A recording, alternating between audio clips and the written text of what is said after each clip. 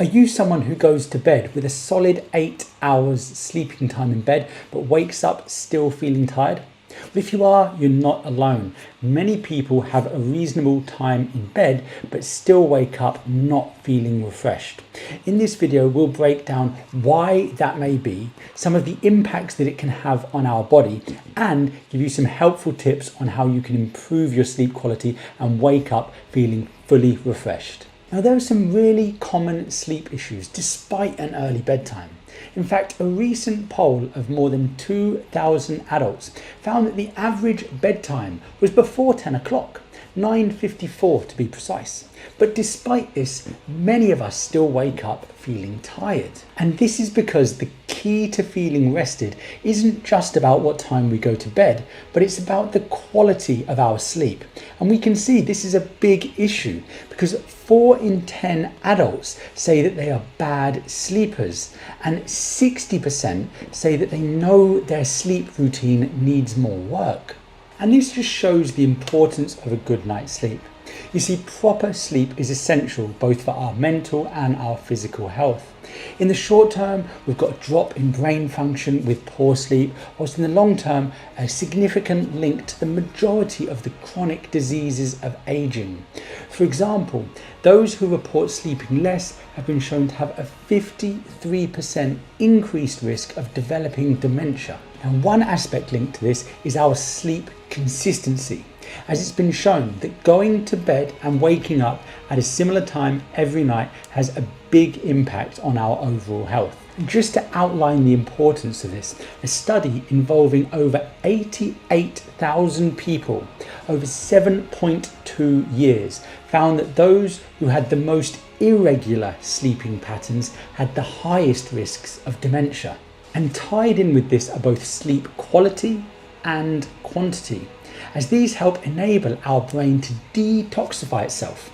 This is a system called the glymphatic system, which is particularly active at night and enables our brain to flush out the buildup of unwanted waste products and toxins. Now, this process is crucial for our brain health and to help prevent neurodegenerative diseases like Alzheimer's and dementia. And sleep really kickstarts this process, which just goes to underline the importance of achieving an optimal quality night's sleep with enhancing our brain health too. But our entire body needs good sleep, and research has shown a big impact on our heart health too, as less than 6 hours sleep a night has been linked with an increased risk of atherosclerosis, that's the beginning of cardiovascular disease, by 23%. And the impact of poor sleep quality on our heart health can be seen really notably in the daylight saving times day, that one day a year when we lose 1 hour of sleep. This has been shown to be linked to an increased risk of heart attack by 10% just for 1 hour of sleep loss.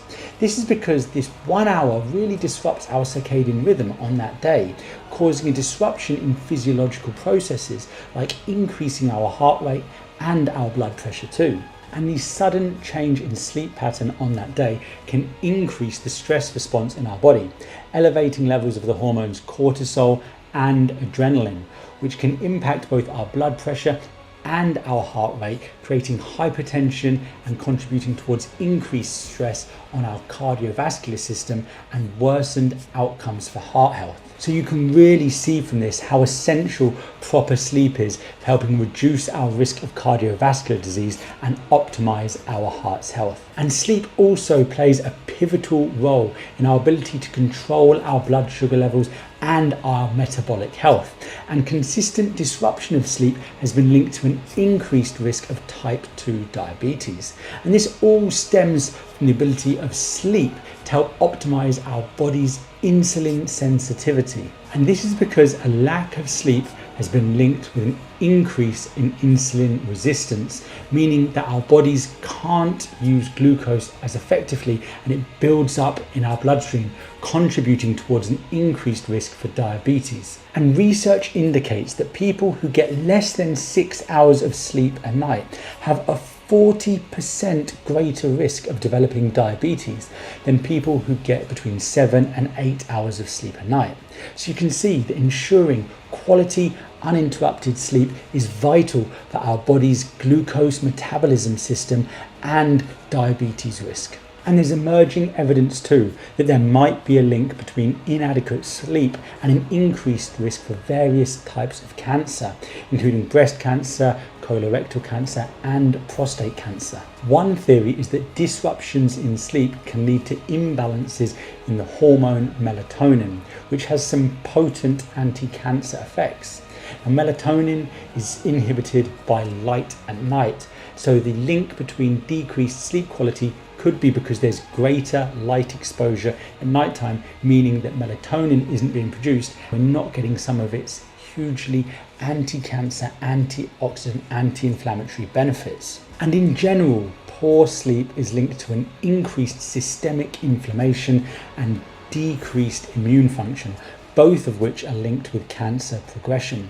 And there are some studies that suggest individuals working night shift patterns with significantly disrupted sleep may be at an increased risk for cancer development too. So, prioritizing good quality sleep hygiene and minimizing light exposure during the night could be key preventative strategies to aid with decreasing our risk of cancer development. Now, we spoke about sleep scheduling earlier on and achieving a consistent sleep-wake time. But another factor that could be explaining why we wake up not feeling rested after being in bed for 8 hours is what's known as sleep latency, specifically a long sleep latency.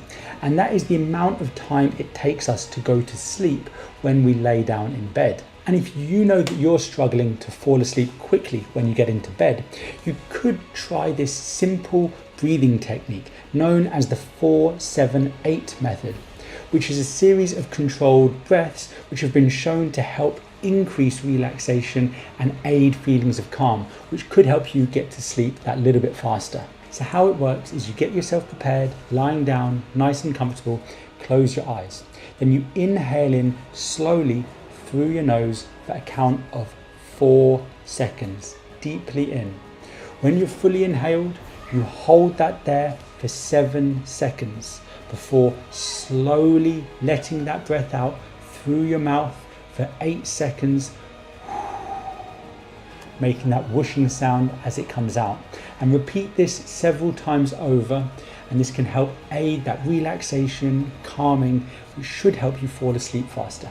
But to get a good night rest, reducing sleep latency and a consistent sleep schedule are just 2 parts of that puzzle. So here are a few more tips that you might want to try to optimize your sleep. Firstly, sleep in complete darkness, as any light in the bedroom, even that from our alarm clock, has the potential to disrupt our melatonin production, impacting our sleep quality. Secondly, is keep your bedroom cool. Aiming for a temperature between 18 and 20 degrees Celsius for most of us will help us get into a deep sleep faster. Number 3, it's eliminate electromagnetic fields. Turn off the plugs around your bed, turn your phone onto airplane mode or keep it off, and turn off your internet router completely at the mains to help reduce those electromagnetic frequencies which have been shown to disrupt our sleep quality. And lastly, it's establishing a truly relaxing bedtime routine. And this is about finding what works best for you. So things like meditating, journaling, or essential oils can be a great way to help induce that relaxation. Lavender, for example, is a really good one that stimulates deep feelings of calm and can help prepare us for a great night's sleep. But ultimately, it's about finding what works for you, what relaxes you, and then sticking to that as your routine. So as you can see, achieving a restorative night's sleep isn't just about going to bed early. It's about optimizing our sleep hygiene to ensure that we can have a really great sleep quality, enabling us to wake up feeling refreshed, full of energy to start the next day. So you could try incorporating some of these tips for yourself. Let me know how you get on in the comments below. And if you like this video, please give us the thumbs up and subscribe below. We release daily videos on health and well-being optimization.